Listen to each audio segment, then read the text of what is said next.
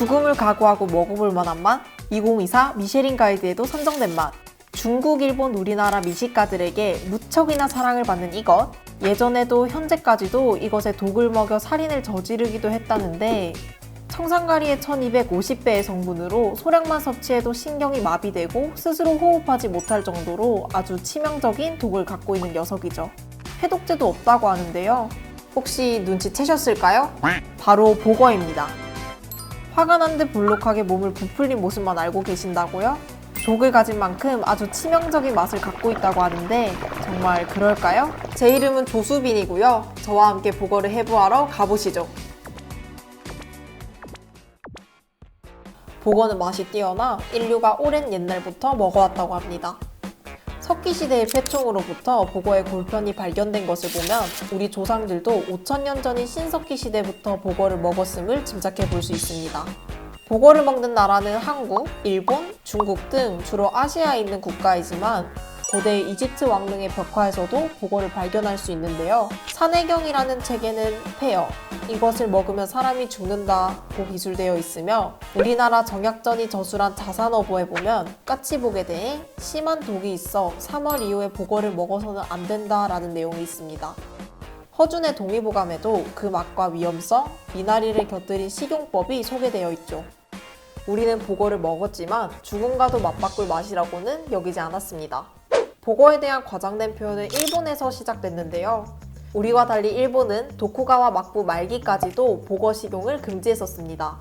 보거가 공식적으로 식용화된 것은 에도 막부 말기로 금지령을 해제한 사람은 우리가 잘 알고 있는 이토 히로부미입니다. 그가 시모노세키에 방문했을 때 충범루라는 여관에 머물렀는데요. 당시 폭풍우가 불어 싱싱한 생선이 떨어져 하는 수 없이 주인이 그 당시 금지된 생선인 보거 요리를 대접하게 되었다고 합니다. 보거의 맛에 감탄한 이토 히로부미는 현해 지사에게 요청해 특히 충범루에서는 보거 요리를 판매할 수 있도록 했는데요. 보거는 시모노세키의 상징으로 일본에서 소비되는 보거의 대부분은 여기서 유통되고 있습니다.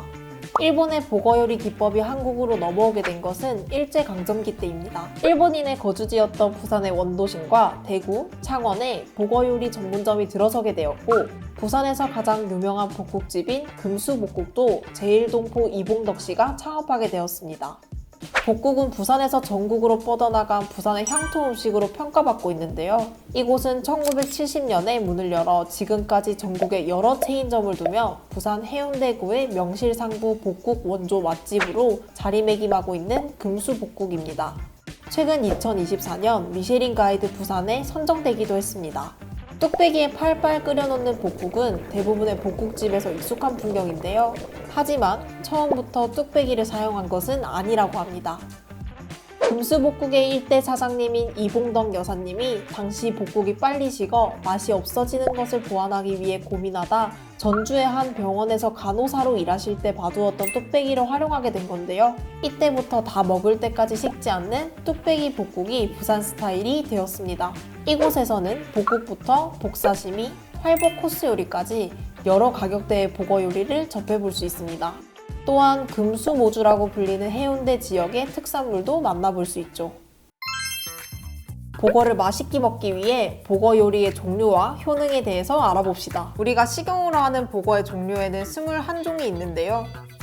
음복, 시중에서 먹을 수 있는 가장 대중적이고 저렴한 음복. 밀복, 탕에 적합한 건복. 건복 지리탕은 속이 불편할 때 달래주는 대표적인 탕이며 해장으로 먹을 때면 독이 시원하게 풀린다고 합니다. 까치복, 닭고기처럼 부드러운 육질의 담백한 맛을 가진 까치복, 고등어처럼 푸른 등을 가진 것이 특징입니다. 자주복, 보거 중에 최고급 보거로 맛이 최고이며 특히 회로 먹으면 쫄깃하고 맛있는 자주복. 황복, 보거 중에 가장 귀하고 맛있는 보거인 황복이 있는데요. 보거를 처음 먹으러 올 때는 볶국부터 먹어봐야죠. 복질이라고 불리는 볶국은 시원한 국물 맛과 쫄깃한 식감으로 여러분이 가장 쉽게 즐길 수 있는 요리입니다. 처음 먹을 때는 그대로 먹는 것을 추천하며 더 맛있게 먹기 위해서는 다대기, 식초를 넣고 보거살을 콩나물, 미나리와 함께 초고추장에 찍어 먹는 방법이 있습니다. 복회 무침과 복껍질 무침은 쫄깃한 식감의 미나리의 향긋함을 느낄 수 있고, 복튀김과 복껍질 튀김은 호불호 없이 바삭한 식감을 느낄 수 있습니다. 이렇게 치명적이지만 매력적인 보거, 해부해보니 어떠셨나요? 저도 어제 숙취 때문에 복국 한 그릇 하러 가야겠는데요. 위험을 감수하더라도 찾을 만큼 굉장히 매력적인 맛의 보거, 한번 드셔보시는 건 어떨까요? 오늘의 해부는 여기서 마치겠습니다.